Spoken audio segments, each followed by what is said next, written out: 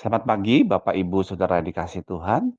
Sapa Gembala pagi hari ini ingin menyapa kita lewat satu perenungan firman Tuhan di dalam Efesus 5 ayat 1 dan 2. Sebab itu jadilah penurut-penurut Allah seperti anak-anak yang kekasih dan hiduplah di dalam kasih sebagaimana Kristus Yesus juga telah mengasihi kamu dan telah menyerahkan dirinya untuk kita sebagai persembahan dan korban yang harum bagi Allah. Bapak Ibu Saudara yang dikasihi Tuhan, ingatlah bahwa sebuah transformasi besar terjadi ketika Anda hidup dengan kemurahan hati di setiap bidang kehidupan Anda. Cengkraman materialisme mulai terputus dan hati Anda mulai tumbuh semakin besar.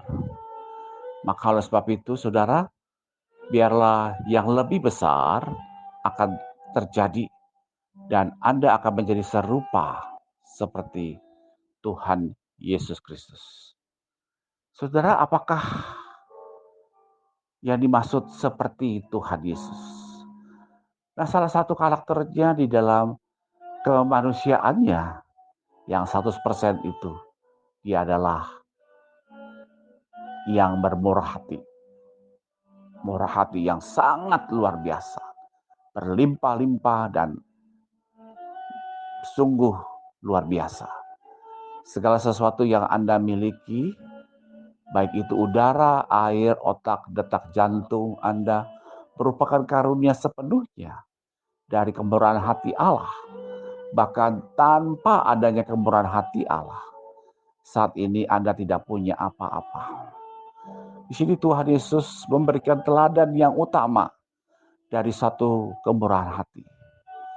Karena di dalam 2 Korintus 8 ayat yang ke-9, Rasul Paulus mencatat, karena kamu telah mengenal kasih karunia Tuhan kita, Yesus Kristus, bahwa Ia yang oleh karena kamu menjadi miskin, sekalipun Ia kaya, supaya kamu menjadi kaya oleh karena kemiskinannya.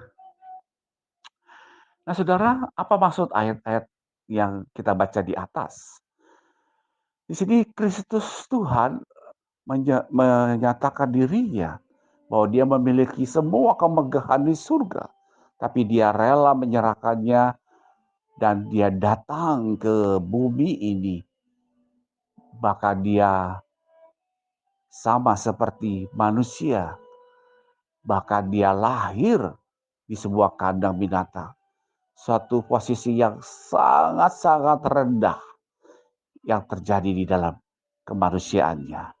Tapi mengapa dia melakukannya? Tentu saja dia tidak melakukannya untuk dirinya sendiri. Untuk siapa, saudara? Itu untuk saudara dan saya. Di sini Yesus melakukan segalanya untuk saudara dan juga kita semua umat manusia. Dan inilah tindakan kemurahan hati yang paling utama.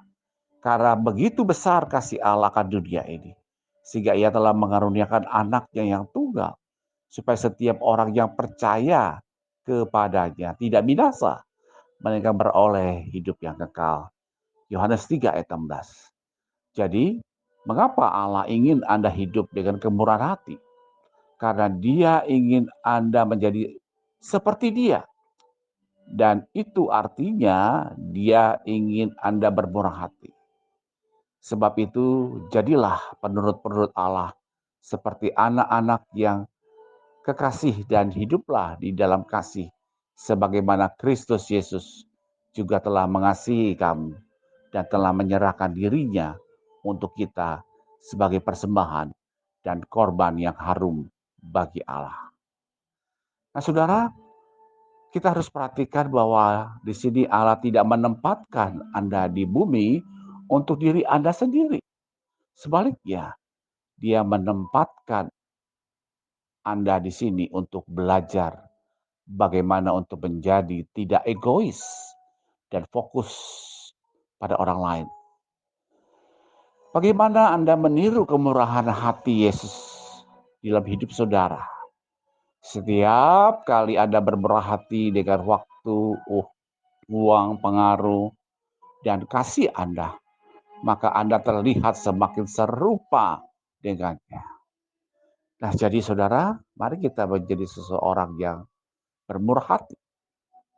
Itu bukan karena untuk saudara, tapi untuk orang lain yang ada di sekitar kita. Saudara, supaya setiap kita tidak materialistis, mari kita menjadi seseorang yang bermurah hati. Dan kehidupan saudara saat ini tercermin dari kemurahan hati Tuhan Yesus. Itulah yang bisa kita gambarkan.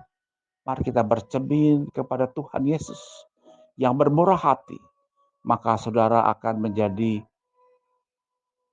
jemaat-jemaat Tuhan, hamba-hamba Tuhan, orang-orang dan pengikut-pengikut Kristus yang melakukan dan meneladani apa yang sudah Tuhan Yesus teladani, yaitu bermurah hati.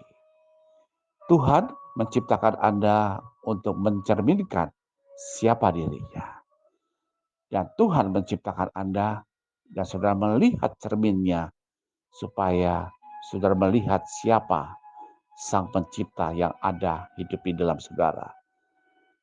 Dia memiliki karakter yang bermurah hati. Mengapa kita belum bermurah hati? Dan kalaupun sudah, mari kita terus giat untuk bermurah hati.